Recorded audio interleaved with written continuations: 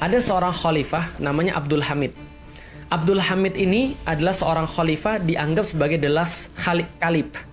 Dalam bahasa Inggris, the last caliph, atau dalam bahasa Indonesia ya, khalifah yang terakhir yang berkuasa secara penuh. Beliau ini dulu pernah mengancam orang-orang Prancis yang pengen melakukan pementasan terhadap Rasulullah Shallallahu Alaihi Wasallam. Dan beliau ini sangat-sangat cinta pada Rasulullah dan senantiasa bersalawat pada Rasulullah, senantiasa meminta kemudian petunjuk bagaimana caranya menjalani setiap kemudian fase-fase dan episode dalam hidupnya. Beliau senantiasa berdoa pada Allah, meminta petunjuk pada Allah, dan kemudian benar-benar meyakini bahwasanya ketika beliau mencintai Rasulullah, itu pasti beliau akan dibimbing oleh Allah Subhanahu wa Ta'ala. Maka beliau pernah mengancam orang-orang Prancis, duta besar Prancis yang ingin mementaskan tentang Rasulullah di tempat mereka. Dan waktu itu mereka nggak berani. Tapi sekarang kenapa mereka berani? Karena kita nggak ada khalifah. Karena kita nggak ada orang yang berani untuk kemudian melakukan sesuatu kalau seandainya mereka masih nekat untuk melakukan penghinaan terhadap Nabi. Sekarang ada seperti Erdogan, Masya Allah. Kita berharap ada lebih lagi daripada itu, kesatuan kaum muslimin seperti zaman dulu. Nah, ceritanya tentang Abdul Hamid ini, Masya Allah. Abdul Hamid ini berkuasa semenjak tahun 1800-an, di akhir tahun 1800-an sampai awal tahun 1900-an. Cukup lama beliau berkuasa, dan pada tahun 1900 pas, beliau itu punya satu proyek yang sangat bonafit, proyek yang sangat luar biasa. Proyeknya adalah beliau pengen buat satu railway, railway itu kereta api. Jadi jalur kereta api yang membentang dari Istanbul kemudian sampai ke Syam, sampai ke Damaskus, lalu nyambung lagi sampai Mekah dan Madinah dan Mekah. Jadi beliau ingin menghubungkan 3 kota penting, Istanbul, Damaskus, Mekah, Madinah, Haramain. Dan ini adalah proyek yang sangat luar biasa. Beliau berpikir bahwa ini bukan hanya proyek yang bersifat politis, karena ini adalah menyatukan wilayah-wilayah kaum muslimin yang memang sebelumnya sudah bersatu tapi direkatkan lebih lagi. Yang kedua adalah secara militer mereka punya banyak sekali pilihan untuk bisa mentransfer logistik. Dan pada saat itu kita juga tahu bahwa ya Inggris dan Perancis sudah mulai menjajah kaum muslimin, dan Rusia yang ada di utara sudah mulai menjajah kaum muslimin pada saat itu. Maka proyek ini tidak hanya politis dan tidak hanya proyek yang bersifat militer, tapi proyek ini juga bersifat religius. Karena Abdul Hamid II meyakini bahwa kalau dia bisa menghubungkan Damaskus, Istanbul, kemudian dengan Haramain, Mekah dan Madinah, maka akan ada banyak sekali kebaikan-kebaikan bagi kaum muslimin, sekaligus kemudian mempertinggi ekonomi mereka yang ada di sana. Jadi itu adalah proyek politik, proyek militer, proyek religius, dan sebagai bonusnya adalah proyek ekonomi. Yang menarik adalah mereka mengerjakan itu selama 8 tahun, sampai sekitar tahun 1908, setahun sebelum beliau kemudian meninggal. Lalu kemudian, setahun sebelum beliau diturunkan kalau saya nggak salah. Dan kemudian dibuatlah railway ini. Sampai kemudian dibuat railway ini dari Syam sampai ke Madinah. Dan Masya Allah, ketika di Madinah, beliau perintahkan pada setiap orang-orang yang membuat railway Hijaz railway itu, beliau bilang gini, mendekati Madinah, kalau kamu sudah sampai mendekati Madinah, kurang lebih sekitar 40 km, mau mendekati kota Madinah, maka tutupi palu-palu kalian dengan wall-wall dari kain wall. Jadi kayak wall terus kemudian ditutupin, ditebelin terus ditutupin ke palu-palu mereka, dan lapisin setiap rel-rel yang mau kalian pukul itu ketika kalian buat dengan wall juga. Kenapa? Supaya suaranya tidak membangunkan Rasulullah Shallallahu Alaihi Wasallam, supaya suaranya tidak mengganggu Rasulullah Shallallahu Alaihi Wasallam. Beliau katakan, jangan ganggu Rasulullah. Mendekati Madinah, tutupi kemudian palu-palu kita dengan wall, lalu kemudian tutupi juga yang kita pukul itu dengan wall, supaya suaranya tidak mengganggu Rasulullah Sallallahu Alaihi Wasallam. Maka beliau sangat menghormati Rasulullah Sallallahu Alaihi Wasallam, bahkan sampai suaranya pun beliau coba buat untuk tidak mengganggu. Kemudian ketika beliau wafat, setelah beliau wafat, beliau dimakamkan, dan dimakamkan di Istanbul. Saya ketika pertama kali pergi ke Istanbul tahun 2013 itu mau main untuk bertakziah, untuk main ke tempat makamnya Sultan Abdul Hamid, tapi lagi direnovasi. Renovasi itu baru dibuka ketika tahun 2018. 100 tahun peringatan wafatnya Abdul Hamid, berarti 1908 ya kalau nggak salah, atau 2019, nanti coba dicek lagi. Pokoknya ketika buka setelah beberapa tahun itu direnovasi, kita baru sadar.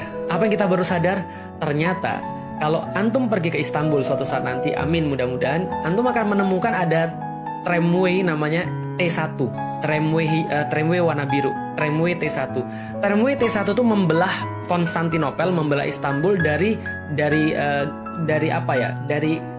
tembok Konstantinopel sampai ke Sultan Ahmed, lalu kemudian sampai ke daerah Eminonu, dan seterusnya. Pokoknya dia membelah segitiga Istanbul yang sering saya jelasin. Dia membelah di tengah-tengahnya. Itu pasti kalau orang ke Istanbul dan jalan-jalan pasti naik itu. Dan satu-satunya tempat yang dikasih bantalan plastik sekaligus bantalan karet ketika di railway sepanjang itu adalah satu-satunya wilayah yang melewati makamnya Abdul Hamid.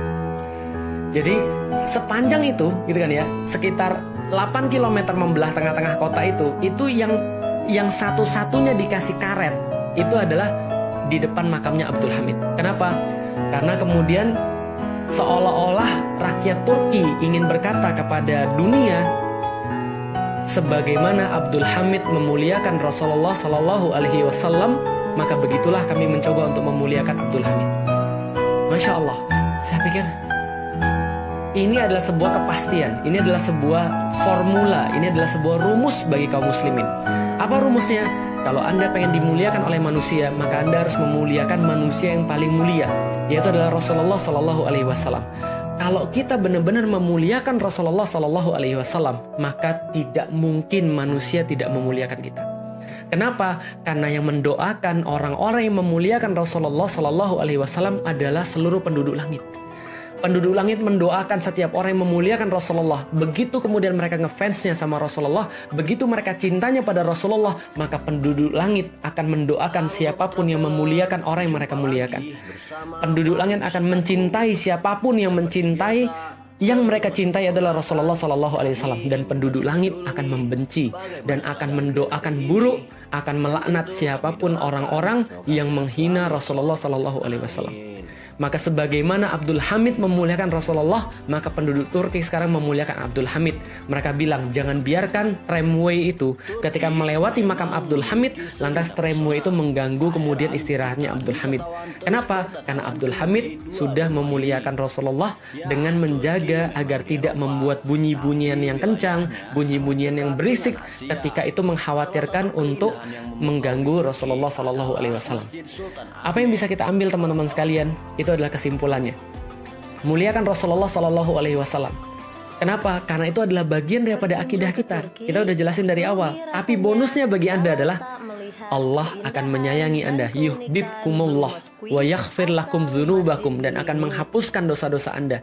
Dan sebagai bonus yang lainnya adalah manusia-manusia akan mencintai siapapun yang mencintai Rasulullah Sallallahu Alaihi Wasallam dengan ikhlas dan memang dari hatinya yang terdalam, dan dia ikhlas dan benar dalam cintanya, maka dia senantiasa memuliakan ucapan-ucapan Rasulullah Sallallahu Alaihi Wasallam. Dia senantiasa untuk berusaha mencontoh apapun yang telah disampaikan oleh dan dicontohkan perbuatannya oleh Rasulullah Sallallahu Alaihi Wasallam. Dia mencintai apapun yang dicintai oleh Rasulullah. Dia berusaha menjaga kata-katanya daripada menyakiti Rasulullah Sallallahu Alaihi Wasallam. Dia berusaha menjaga kata-katanya daripada mengolok-olok ataupun bahkan sampai mencitrakan buruk Rasulullah Sallallahu Alaihi Wasallam. Kenapa? Karena kecintaan itu yang paling mudah itu adalah lisan. Kecintaan itu paling bisa dilihat melalui lisan. Kemudian setelah lisan, barulah kemudian perbuatan kita untuk bisa mencintai Rasulullah Sallallahu Alaihi Wasallam dengan cara yang paling pas, dengan cara yang paling maksimal. Allahumma salli ala Sayyidina Muhammad. Semoga Allah kemudian senantiasa memberikan kita kekuatan untuk mencontohi Nabi Sallallahu Alaihi Wasallam, senantiasa taat pada apapun yang telah beliau sampaikan, sehingga ketika beliau menjumpai kita ketika di hari kiamat, maka mudah-mudahan kita termasuk orang-orang yang dibanggakan oleh Rasulullah Sallallahu Alaihi Wasallam. Mudah-mudahan kita termasuk orang-orang yang diingat oleh Rasulullah Sallallahu Alaihi Wasallam, dan kita dipanggil nama kita oleh Rasulullah Sallallahu Alaihi Wasallam, dijadikan sebagai orang-orang yang berbaris di belakangnya, mampu untuk memandangnya walaupun dari kejauhan, dan kalau diizinkan bisa untuk memeluk beliau dan bercanda dengan beliau, berkata-kata dengan beliau. Semoga apapun yang kita coba di dunia ini untuk senantiasa memuliakan beliau dan dan apapun yang beliau perjuangkan menjadi tanda cinta kita yang paling besar kepada Rasulullah Sallallahu Alaihi Wasallam. Barakallahu fikum. Assalamualaikum warahmatullahi wabarakatuh.